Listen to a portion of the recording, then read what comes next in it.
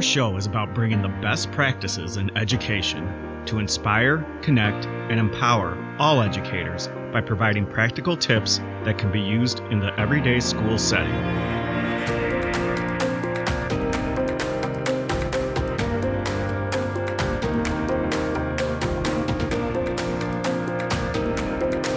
Welcome back to the Coach Me If You Can podcast. I am Rylee Coteus, and I am joined today with a fellow NSSEO district coach, Kristie Wurglitz. Welcome, Kristie. Hi, thank you for having me. We're so excited to chat today. Kristie and I work in several of our member districts together, and this is Kristie's first year as a coach and only my second. So I feel like we have been doing a lot of learning alongside each other, and it's been really fun. I hope it's been the same for you. Oh, absolutely. She could also be lying. We don't know. Kristie, you just transitioned out of the classroom into a coach position after being a classroom teacher for the past 6 years? Yes, 6 years. Tell us a little bit about that. What have you been doing the past 6 years? Last 6 years, I started off at District 69 in Skokie. I taught there for 3 years. And then from there, I moved on to one of our program schools, Kirk School, and taught 3 years as well there. And it's been a fun journey. I started off with our younger students that were between the ages of kindergarten and second grade. And then throughout the years, I switched to upper elementary school. And then I slowly made a change to middle school. And then I ended my teaching off at high school. So it's been really fun to go through the different levels of learning and teach all the different grade levels. It's been a really fun journey so far. You really have had experience in all of the grade levels. Yes. And correct me if I'm wrong, but that last year that you did in high school was a conscious choice to get more experience in the high school level with all things that are not necessarily early education. Absolutely. Yeah. So I knew that I had had a lot of experience with elementary and some experience with middle school. And I was just finishing up my administration degree and really wanted to just get that full circle experience through all the grade levels. I definitely decided that the last year would be high school. And it was really tough because my heart is with elementary and I loved my elementary kids. But definitely that last year with high school was just a really great experience. And I loved all of my students that year too. And you also did a school year in a brand new grade band in a pandemic. Yeah, it was a lot of fun.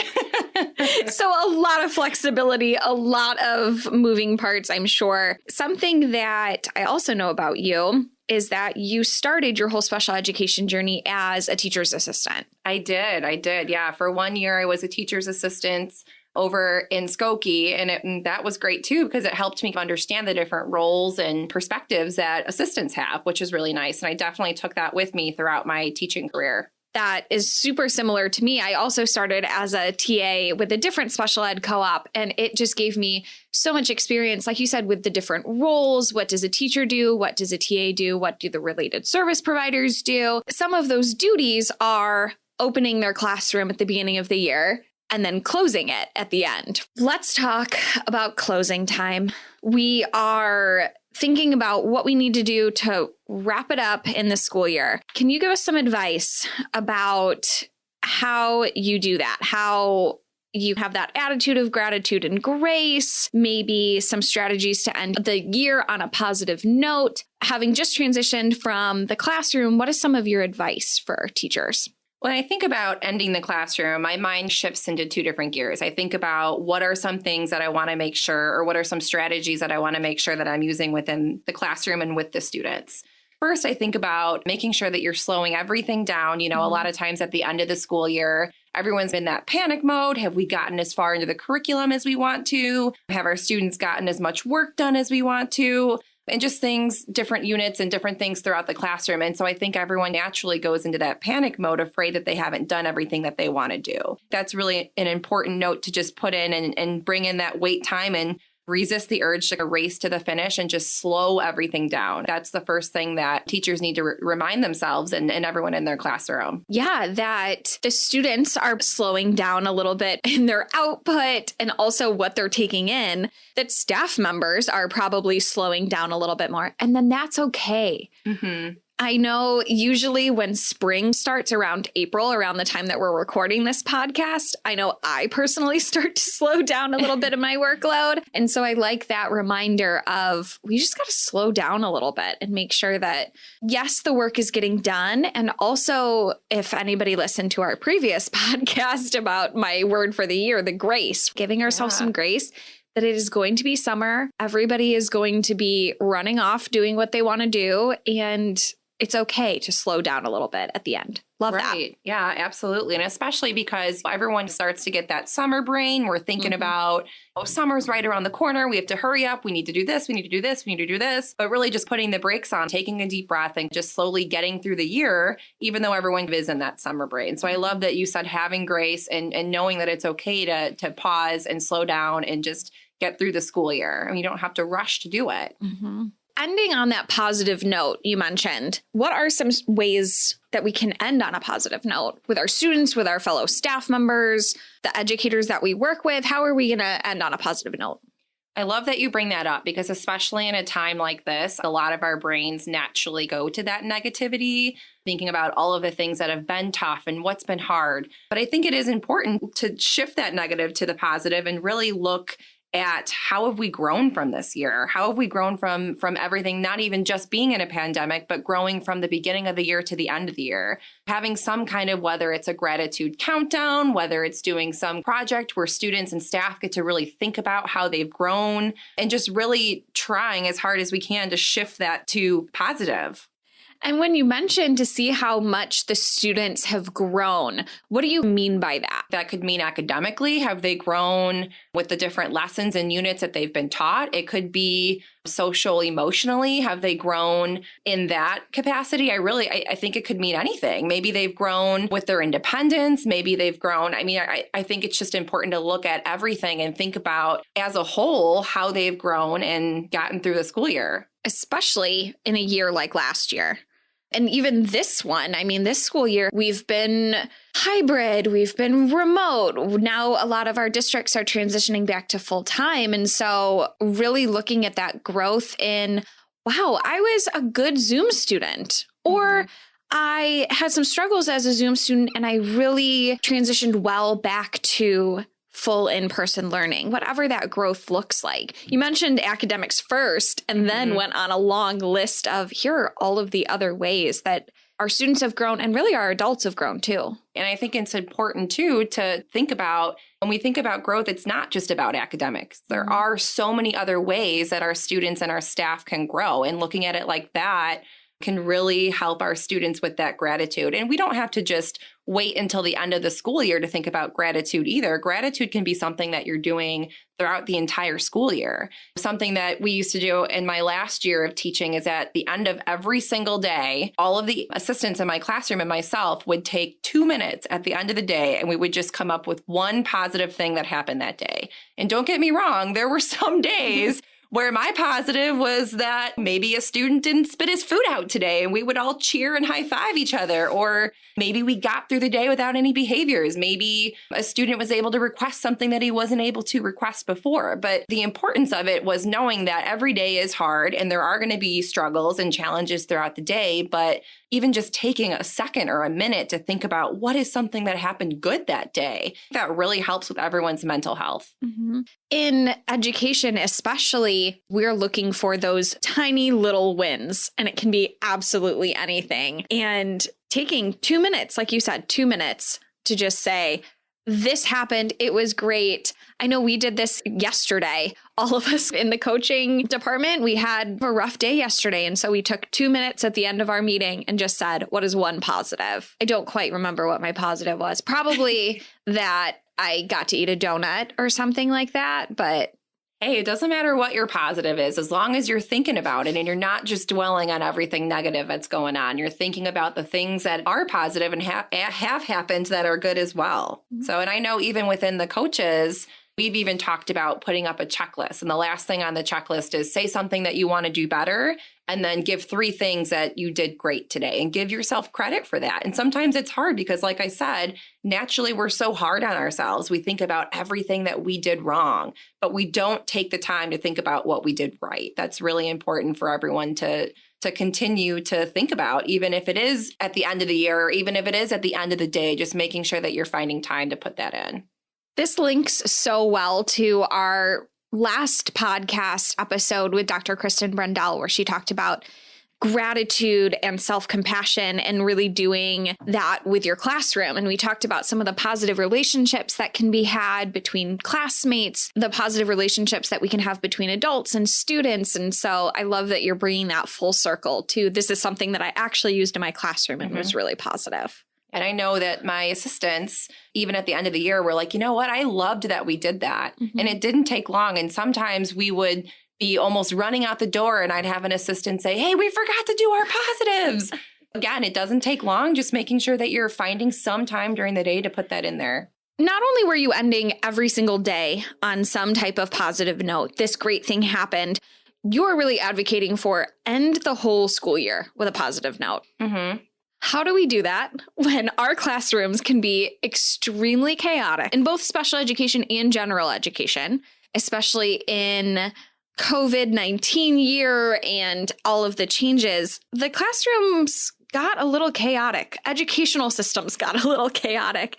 So how do we keep things running as smoothly as we can in the last few weeks of school? We have had so much chaos throughout all of this school year. And this even goes for normal school years too. The end of the year is always chaotic, regardless if we're in a pandemic or not. Yes. But I think just remembering to stick to even some of those basics, having routines, making sure that we're not switching things up at the very end of the school year. You know, just like us, our kids want to feel prepared and they want to know what's coming next. So making sure that you're sticking to the same visuals, the same schedules, the same routines that you've been doing within your classroom already. Making sure that you're keeping those expectations and interests high. So especially at the end of the year when we're starting to lose some of our students and maybe even some of our assistants, right? And we can't blame them for that. Just kind of starting to anticipate the slump and making sure that students know what's exactly expected of them and bringing in those interests as much as we can. So we know what our kids are interested in, or hopefully we do by this time, and making sure that we're bringing that into the lessons that we're still trying to get in. Basically, you want to keep things as consistent as possible. You're not going to start changing up your seating plan or your daily schedule or anything like that. And you really want to keep those interest levels high. So would this be a good time, Kristie, to speak my love language of preference assessments for some of our kids again?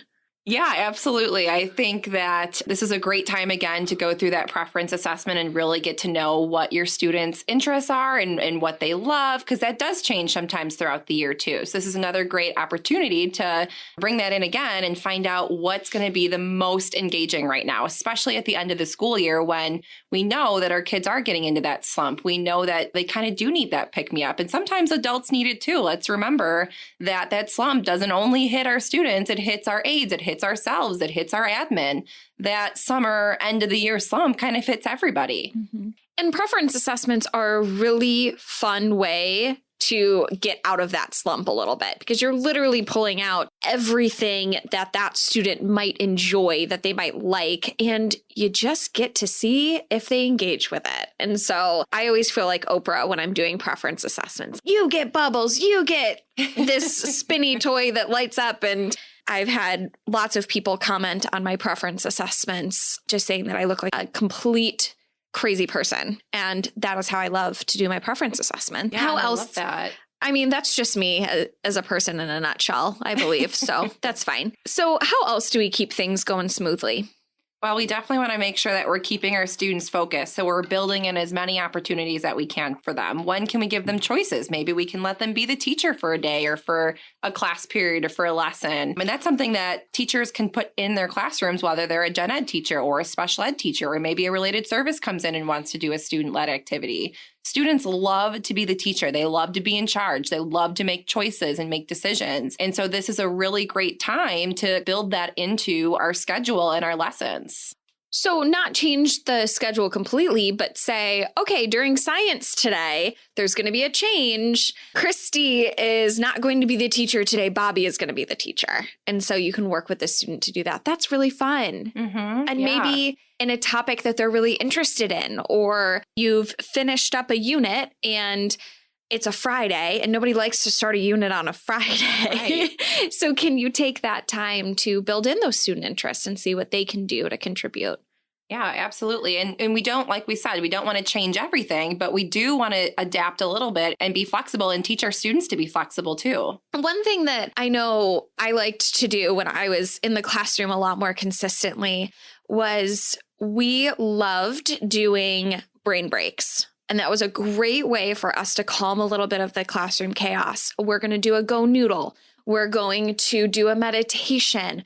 We're going to spend 5 minutes and just talk about whatever the heck we want to talk about, and giving the students that ability to make those choices and to say, it's okay if your brain is a little fried right now, and let's recalibrate, reset, and get back to it. Did you ever do brain breaks in your classroom? Yeah, absolutely. And I love that you bring that up because we want to add in fun. We want to make learning fun. We want to make the classroom fun. And especially at the end of the school year, we may need to add in a few more brain breaks maybe than we did in the beginning of the year. Mm-hmm. So I think that's a great way. Some other things maybe are choosing a theme week or some kind of end of the year countdown. I know when I taught elementary, we had an ABC countdown.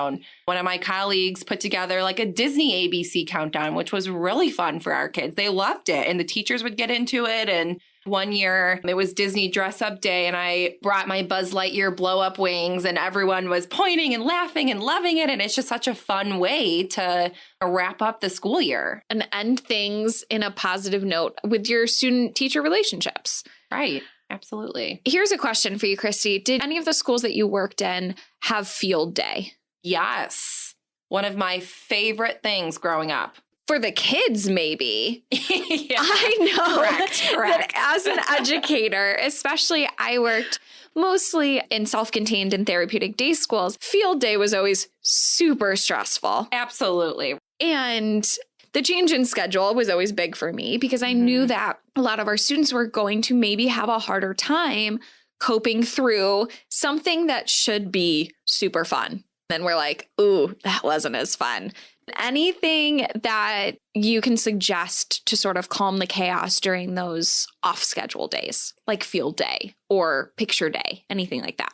Well, I think it's just planning in advance. We know naturally that when we're putting our students through changes, it's going to be difficult. So instead of waiting last minute and just changing, we want to help our students adapt for that change. Maybe we're prepping them by reading them a social story. Maybe we're showing them their schedule change several times beforehand and saying, hey, later today, it's going to be something different. We have a special activity later today. First lunch, then special activity, bringing in our visuals and our first then schedules, and just really referring students to all of that and doing as much as we can to prep our students ahead of time and not just waiting for that last minute change to happen, which I think is where we see a lot of that behavior. Front loading some of that prep. And so it's not just we're pushing you out into field day and here you go. So our students feel more prepared and our staff feel more prepared. Also, fanny packs. If I have one suggestion for anyone that is running field day, fanny packs. You can keep everything in there. Gotta have a fanny pack. And then I don't know if this was just the schools that I went to, but we always ended field day with popsicles or ice cream. Oh, yeah. You got to have the popsicles. Okay. I wasn't sure without it. I wasn't sure if that was still a thing. Yeah. I don't think it'd be a successful field day if there wasn't popsicles or some kind of reward or treat at the end. There you go. Talk about positive reinforcement. Yeah, right? Popsicles and ice cream. Have a popsicle. First field day, then popsicle. I love that. I love that. Anything else, Kristie, before we talk about wrapping up the school year in a nice little tidy bow? Well, I think you talked a little bit about it already with having field day outside. Our kids are constantly thinking about being outside. They're dying to get out there. If we can bring anything educational outdoors, make outside your classroom. Try to do things outside. Incorporate being outside as much as you can. And I love that you talked about that already with field day, because that's obviously an activity that we do outside, but just trying to do some of those natural classroom activities outdoors if you can. Mm-hmm. Especially with some of our social distancing measures, it's so much easier to be outside and get a little bit farther away from people. I know a lot of the schools that I work with have been utilizing their courtyards now more than ever. And so it's, okay, we're going to do this science lab and we're going to go outside and do it, because why not? Let's do that. And in the Midwest, we only get so many nice days a year. Got to take advantage of it when you can. Talking about wrapping it up in a bow. The school year is ending. It's winding down. We've calmed some of the classroom chaos. We've played closing time. We're ready to wrap it up. How do we wrap up the school year in a bow? I think one of the first things that I have found to be very helpful is just to make to-do lists of everything. You think that you're going to remember things come the fall and the start of the next year. Let me tell you right now, you will not. So make to-do lists, write down things that you need to do for next year. Maybe you make a list of things you want to get done this summer, things you need to do by the first week of school, things you can do now to prepare for next year. Make sure that you're writing down everything you need to do and you want to remember. It should be write it down, put it in your desk drawer that is hopefully clean. I'm sure you're going to talk about cleaning out things a little bit, but put it in your desk drawer, put it away. We're not thinking about things over the summer. Some of us work extended school year. Okay, great. Do that summer school. Remember that that is about maintaining goals and not starting new ones. Yes. And really put it away until the next year. Put that on a shelf. Right. And I love that you talk about cleaning because that's also a really big piece of wrapping up the school year and putting that nice bow on the top. We want to clean out our desk, clear out the clutter, purge. And I know that is so much easier said than done, especially having experience as a teacher when people would tell me, why don't you just throw that out? I'd be like, you know what? I might need that in 6 years from now if I ever have a student that's just like the one student that I just had. Exactly. Or these popsicle sticks might be really useful in 10 years when I do this very specific science lab again. Right, right. And a lot of times, too, our papers will build up. We'll have stacks of papers that we think maybe we're going to use one day. But at the end of the day, we have to think about what are we going to need? If we're not going to need it, just get rid of it. It'll make you feel so much better at the end of the day. And trust me, I know as a teacher, it is so hard to do that. Way easier said than done. I still have boxes underneath all my beds of teacher supplies that I could not purge. But purge as much as you can and whatever you can if you know that you're not going to use it again. One of our coworkers was actually talking to us and telling us that one of her former schools did a garage sale. And their school would organize it and they would do it once or twice a year. And they would have a table where they would put out things that they didn't want anymore. And so any other teacher who thought that they could utilize that within their room would just have that as they could take it, they could grab it. If they're going to use it, great. If not, if all the materials on the table were still there by the end of the week, someone was donating it and it was either thrown away or going to Goodwill. So that's a really good way too, because when you think about, oh, I'm not just throwing out this brand new book that I'm never going to use, but I'm giving it away to somebody who will use it, it does make it a little bit easier to purge. Mm-hmm. So definitely doing some measures like that in your classroom or in your school can definitely help as well. And of course, my brain is going to, how can we make that garage sale a really great learning opportunity for our students? How can we get our students involved with organizing things on the table and being salespeople and customer service and all of that? No, that's great. And it's a great opportunity to get your students involved and definitely get some of that post-secondary experience in. A garage sale would be a great way to add in some student involvement. I know when I was in the classroom, we would have huge piles of previous IEPs that we had different copies of that we needed to shred. And so we had students that were working on some of those job skills. Did you do any of those things? Yeah, I think you can definitely bring student involvement in a lot of these different things, whether that's having them help you shred some of those old IEPs that you don't need, whether that's having them clean some of your classroom. So maybe there's different classroom jobs that you can have. Maybe one student is cleaning a shelf. Maybe another student is helping you clean tables or helping you clean other belongings. So definitely involving students that way. But even packing up and organizing. Maybe some students want to help with taking books off the shelf and packing them or organizing different things. So I think it's a really great idea to bring in your students and have them help in any way that they can. And students love to do that. They love to help. And of course, you're always going to get some students that don't.